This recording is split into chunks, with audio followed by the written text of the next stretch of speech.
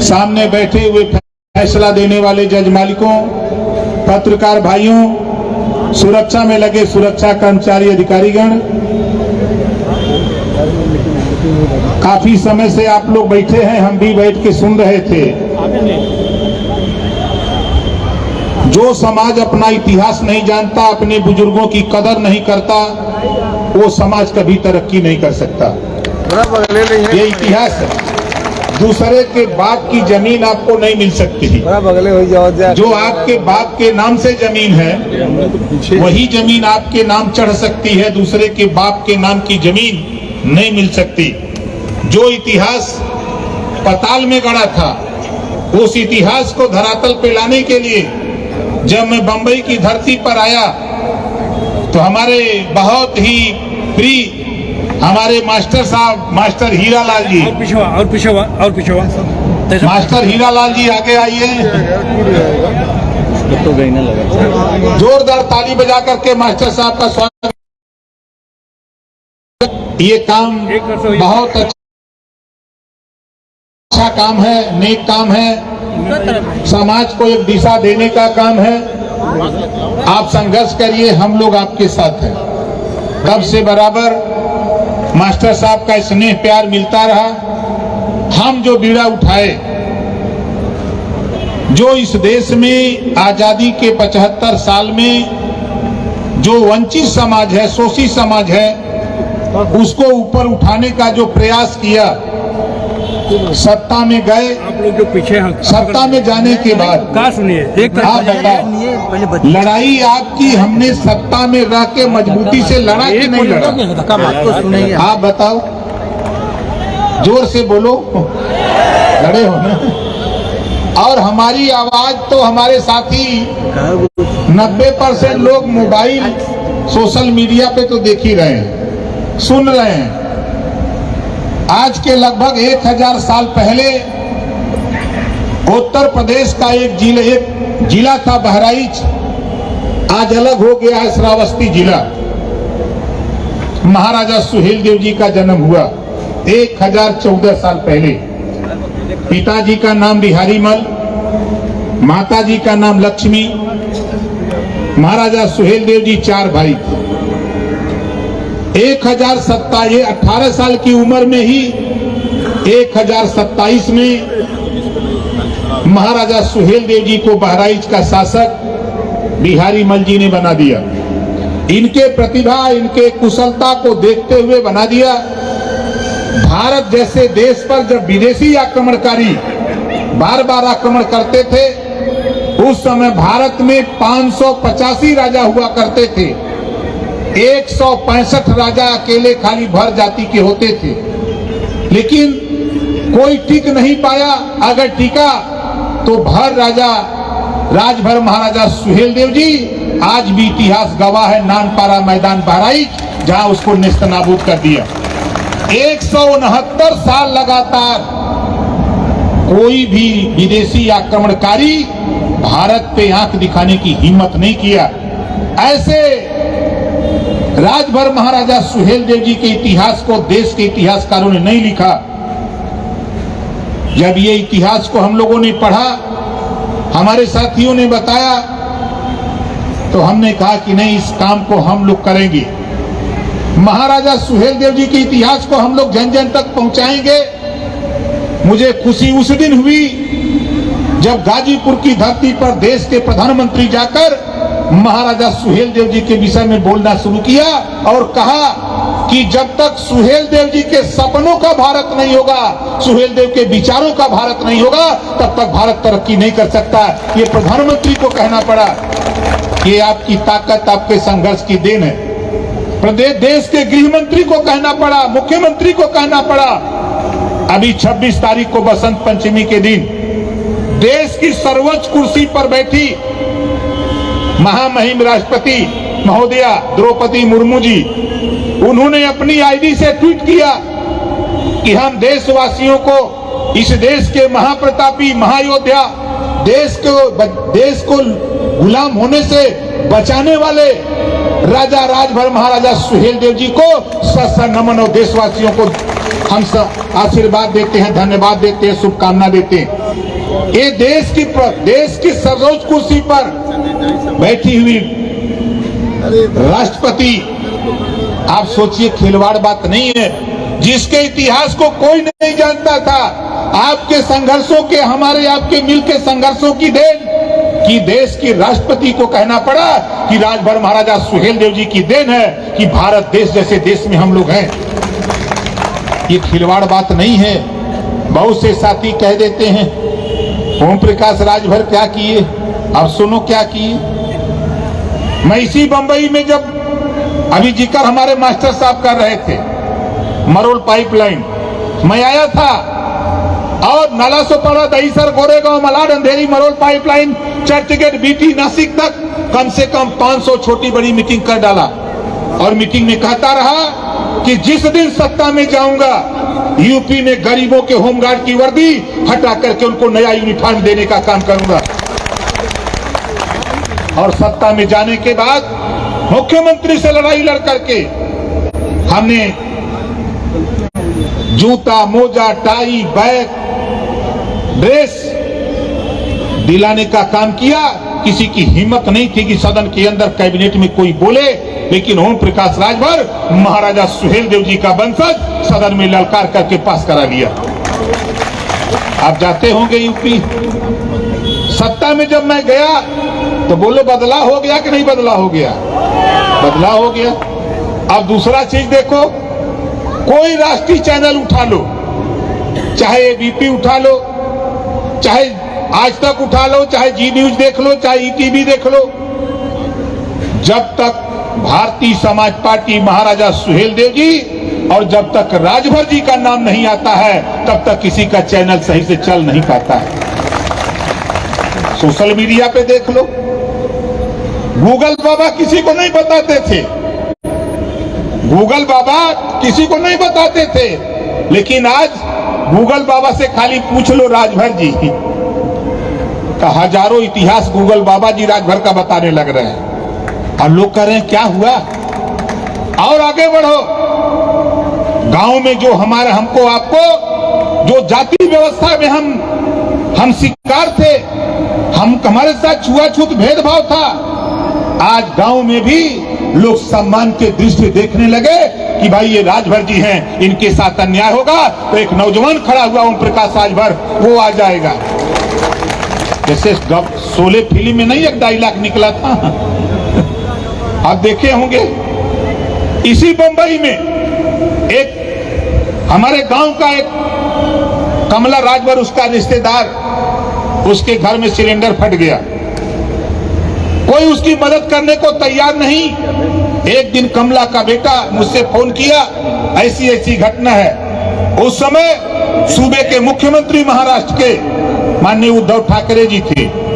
मैंने माननीय संजय राउत जी को फोन किया, ऐसी घटना है और उस घटना में जो उसको न्याय मिलना चाहिए नहीं मिल रहा है। हमारे फोन करने के आधे घंटे बाद मैं फोर्स के साथ सारी अधिकारी वहां पहुंच करके उनकी छानबीन किए और उसको 40 लाख रुपया दिए, उसको घर बनवाने का काम किए।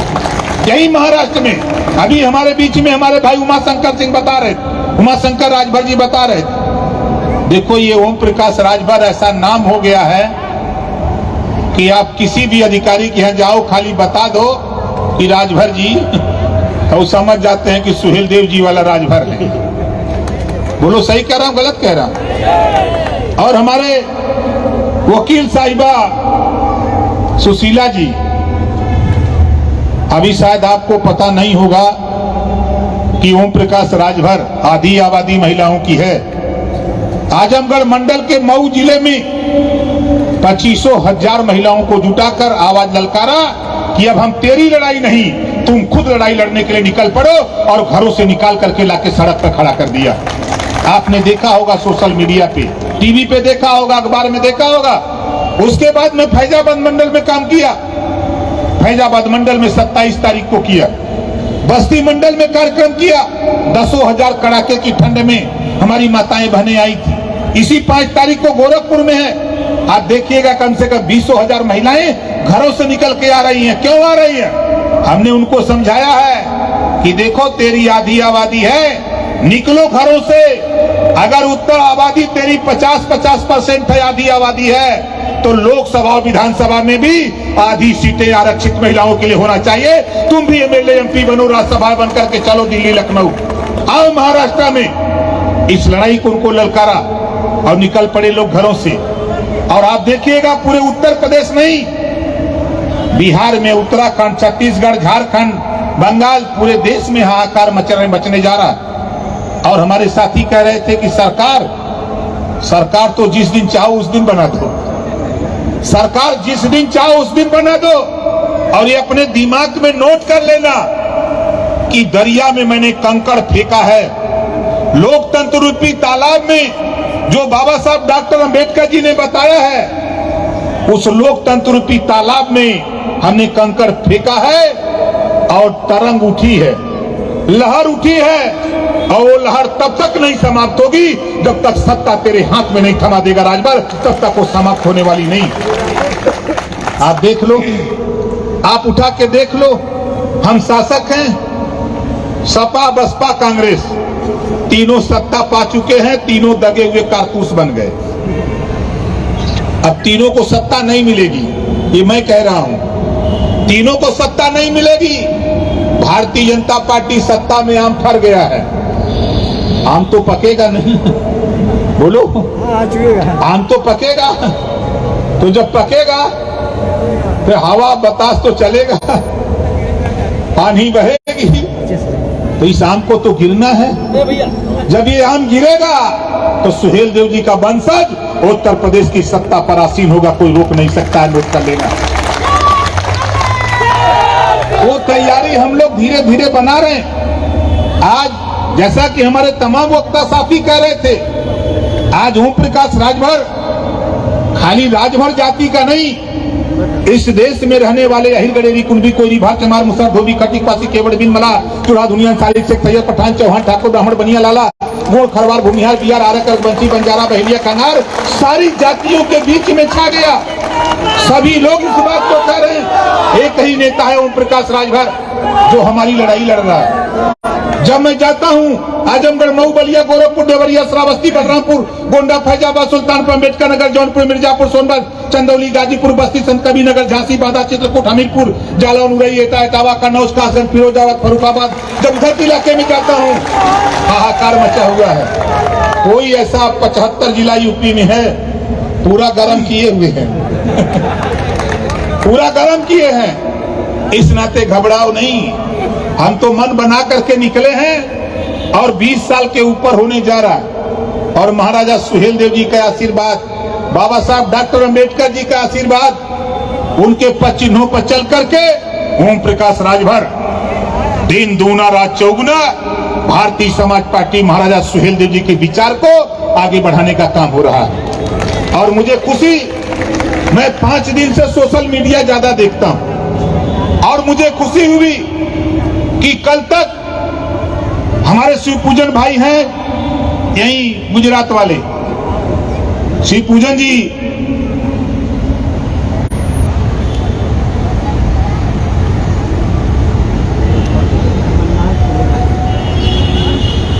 हम लोग जब गुजरात जाते थे तो 1-2 जगह 3 जगह जयंती मनाई जाती थी, महाराष्ट्र में 2-4 जगह मनाई जाती थी। मनाने का काम किया है। और जब मैंने सुना, अभी हमारे मास्टर साहब गए थे, ये हमारे शिव पूजन जी, जोरदार ताली बजा करके स्वागत करिए।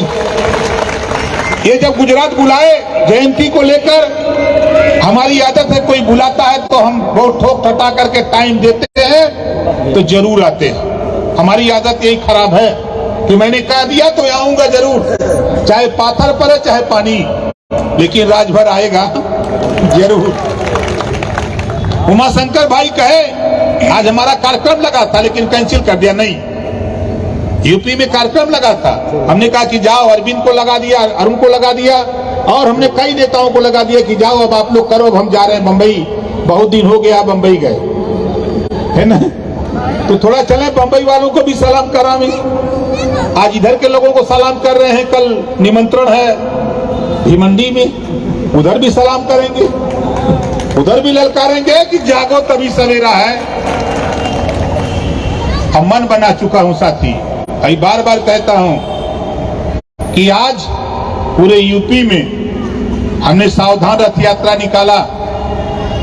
जब हम लोग चलते थे तो तमाम सत्ता पक्ष और विपक्ष के लोग कहते थे कि यार ऐसे तो कमजोर मुख्यमंत्री चलते हैं। जब हम निकलते थे इतनी सिक्योरिटी लगी थी कि लोग परेशान रहते थे कि कर क्या रहा है नेता।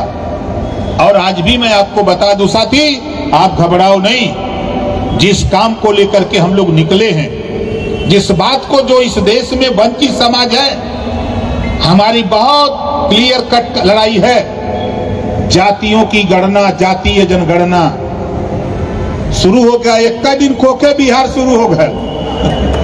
बोलो हो गया कि नहीं हो गया? एक दिन शुरू किए, टीवी वाले कहें का बोल दिया, नेता लोग कहें ऐसे नहीं बोलना चाहिए, हमके जब न सुनबा तो टेढ़ तो बोलबे करो। शुरू हो गया है, अब गुनगुना रहा यूपी। अब लोग हमारे चैनल के साथी पूछते हैं कि नेता कहिया शुरू हुई। हमके धैर्य रखो, जिस दिन हम देख रहे हैं, उपाय बना रहे हैं, हम तैयारी करते हैं, बता देंगे आपको। हमारी सोच है साथियों, दुनिया के कई देशों में शिक्षा एक समान है और फ्री है, तो हम भी चाहते हैं कि भारत देश में एक समान शिक्षा, जो अमीर के बेटा बेटी को पाठ्यक्रम जो पढ़ाया जाता है किताब, वही किताब सरकारी स्कूल में गरीब के भी बेटा को पढ़ाने का कानून पास होना चाहिए। कॉपी किताब, फीस, दवाई, भोजन, वजीफा, कपड़ा, जूता, मोजा, टाई, बैग, साइकिल फ्री में देकर बिना पैसा में पढ़ाने का कानून देश में लागू करने के लिए, महाराजा सुहेलदेव जी के सपने को साकार करने के लिए हम लोग काम कर रहे हैं। और आज यहाँ जितने लोग आप हो, आप बताओ, बंबई में भी हो, बिजली के बिल से परेशान हो कि नहीं परेशान हो? कितने लोग बिजली के बिल से परेशान हो? परेशान हो। अब धीरे धीरे गुनगुना रहा है, घबराओ नहीं। रहीमदास जी का दोहा, रहीमन चुप हो बैठिए देख दिनन के फेर, जब नीके दिन आई है बनत में लगी है देर। अब पूरे देश में गुनगुना रहा है कि घरेलू बिजली का बिल माफ करो। सवाल खड़ा कर दिया है ओम प्रकाश राजभर कि जब इस देश में गरीबों के टैक्स का पैसा RBI reserve bank of India में जमा होता है, तो आरबीआई का पैसा जब जमा होता है आरबीआई बैंक में, रिजर्व बैंक ऑफ इंडिया में, तो देश का उद्योगपति जब कर्जा लेता है, लोन लेता है, जब वो नहीं दे पाता है तो सरकार कहती है डिफॉल्टर हो गया। डिफॉल्टर घोषित करके अगर उसका कर्जा माफ हो सकता है तो घरेलू बिजली का बिल इनको भी डिफॉल्टर घोषित करके इनका भी माफ करो। ये हमको आपको आवाज लगाने की जरूरत। आज उठा के आप देखो साथी, अभी साथी हमारे चर्चा कर रहे थे, आज के तारीख में पूरे उत्तर प्रदेश में 10 करोड़ 12 लाख रुपया हमने अपनी कलम से गरीबों के ऑपरेशन इलाज के लिए दे डाला। हमारे विधायक जी बैठे हैं, लगभग 4 करोड़ रुपया इन्होंने भी दे डाला अपनी कलम से। चूंकि हम जानकारी इनको हमने बता दिया कि ऐसे ऐसे पैसा निकलता है। इस कानून हम बनाने के फिराक में कि कोई भी गरीब किसी जाति धर्म का हो, अगर वो बीमार हो, ऑपरेशन कराना हो, इलाज कराना हो, सरकारी पैसे से, चाहे वो किसी जाति धर्म का हो, जितना पैसा लगे उतना पैसा सरकार दे और गरीब का इलाज फ्री होना चाहिए। ये कानून बनाने के लिए हम लोग घूम रहे हैं। आज बहुत से साथी कहते हैं कि ओम प्रकाश राजभर ने क्या किया। अब आज तो मैं तो कुछ नहीं किया, लेकिन महाराजा सुहेलदेव जी को सबके जबान पे ला दिया। बोलो सही है कि गलत है? आज जब मैं जाता हूं, कलकत्ता एयरपोर्ट पर उतरता हूं, मैं जाता हूं जब बंगलोर, मैं जाता हूं दिल्ली, मैं आता हूं जब बॉम्बे, स्टेशन पर उतरते ही दूर से लोग कहते हैं देखो वो राजभर जी जा रहे हैं, वो राजभर जी जा रहे हैं। कोनो ठप्पा तो हमरे पर ना लगल हो, लेकिन एक ठप्पा हो, एक ठप्पा हमारी ट्रेन टनाटन है ना। हम जब यूपी में हम अपने लोगों को समझाते हैं, जब जाते हैं दरोगा जी क्या साफा टांग के, तो जो हमारा नेता जाता है तो उसकी शकल में ओम प्रकाश राजभर दिखाई देता है। और कोई अधिकारी, चाहे डीजी हो, एडीजी हो, एसपी हो, डीएम हो, चाहे दरोगा हो, खाली नाम सुनता है जब देखता है पियर का साफा तो समझ जाता है कि राजभर जी वाली गोल आ गई भाई। कल तक तो मायावती जी का गोल रहा, अखिलेश जी का गोल रहा, मोदी जी का गोल रहा, अब तो राजभर जी का गोल आ गई। तो लोगों को चिंता बढ़ गई है कि अब तो काम गड़बड़ होने जा रहा है। तो काम गड़बड़ नहीं, जिसकी जितनी संख्या भारी उसकी उतनी हिस्सेदारी दिलाकर ओम प्रकाश राजभर मानेगा। देख लेना आने वाला कल, आने वाला कल आपका होगा। इसको कोई माइक लाल रोक नहीं सकता है। हम तो धीरे धीरे, आप बताओ, हम कभी 1 इंच भी पीछे हटे लड़ाई से? आप बोलो, लड़ाई से हम पीछे नहीं। 18 महीना मिनिस्टर था और 18 महीना मिनिस्टर में आजादी के बाद पहली बार मुख्यमंत्री बना कैबिनेट मंत्री। किसकी लड़ाई थी? सामाजिक न्याय समिति रिपोर्ट लागू करने के लिए। ये सामाजिक न्याय समिति की रिपोर्ट क्या है? 27% आरक्षण पिछड़ी जाति को मिल रहा है, 1993 से मिल रहा है। 12 जातियां उसका लाभ ले रही हैं। ये हाई कोर्ट का फैसला है। 4 सितंबर 2013 को हाई कोर्ट ने कहा कि 12 जातियां ही मात्र लाभ ले रही है यूपी में, 96 जातियां हैं। शेष जातियों को लाभ कैसे मिले? उत्तर प्रदेश सरकार को आदेश दिया कि इसको बांट करके आप सबको दो। सरकार नहीं किया। उसी बात को ओम प्रकाश राजभर जब मिनिस्टर बना तो राघवेंद्र सिंह कमेटी बनाई।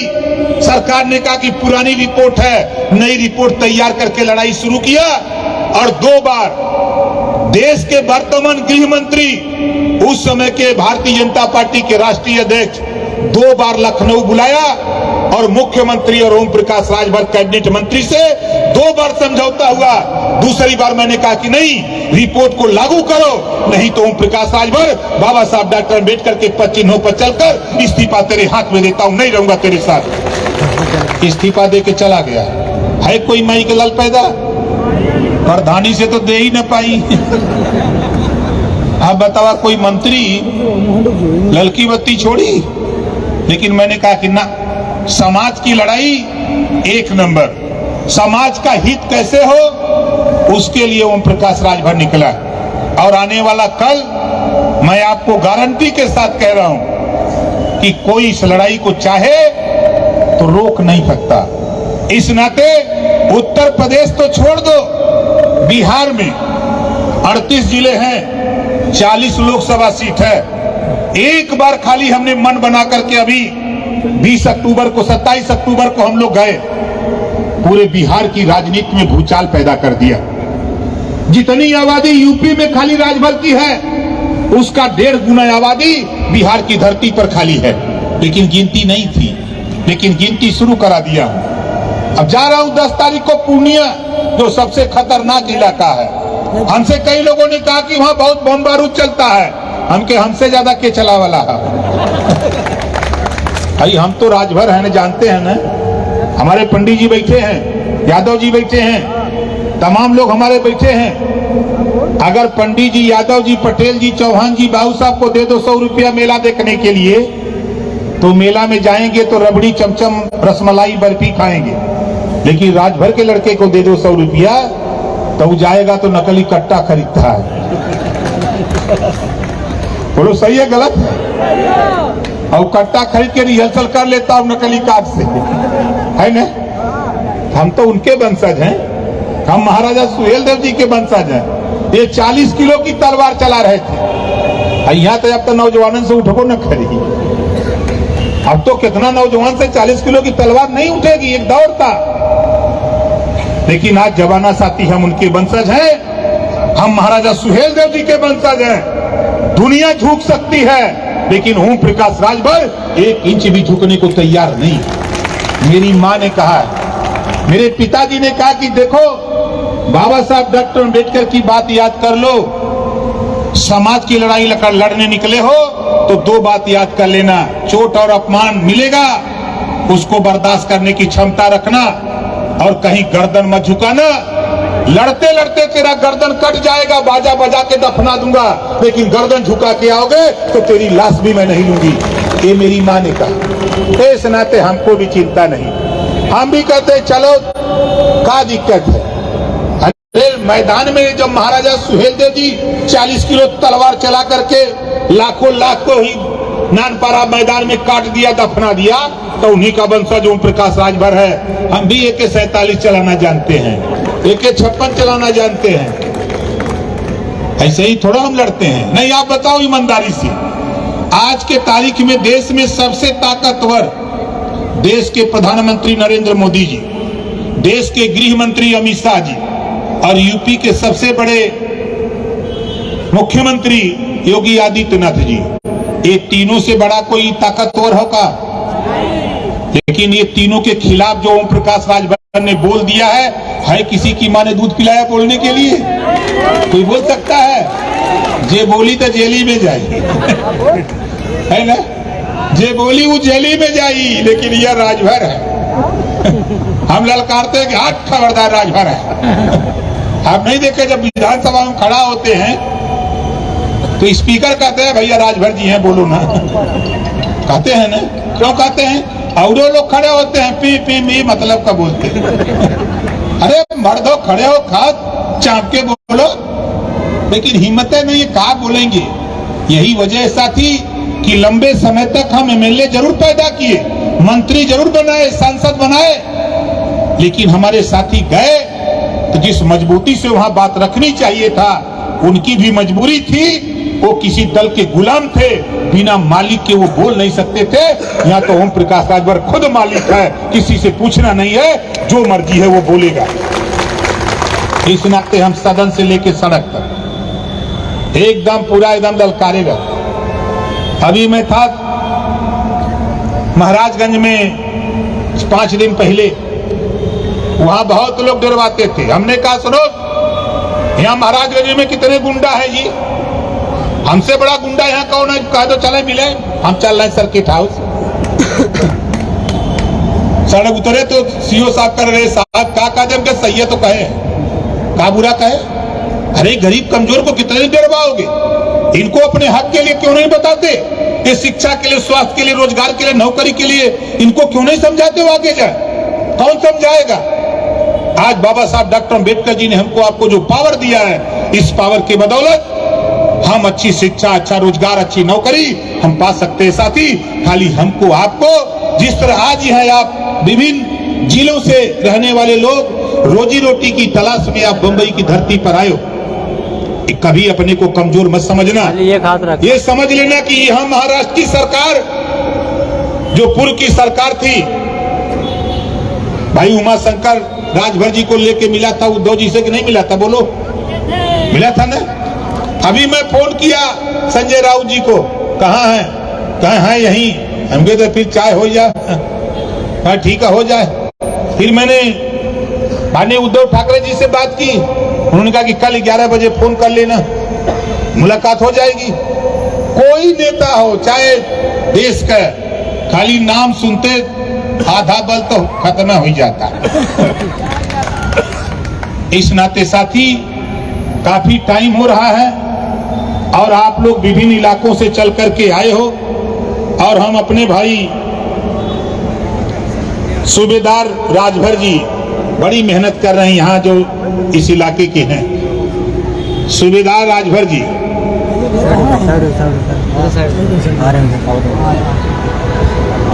जोरदार ताली बजा करके साथी का स्वागत करिए।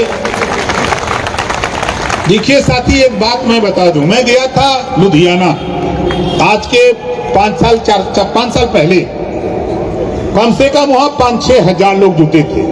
वहां के मेयर साहब आए कार्यक्रम में, भाषण दिया। भाषण में कहा कि आप लोग किस ट्रेन से आए हो?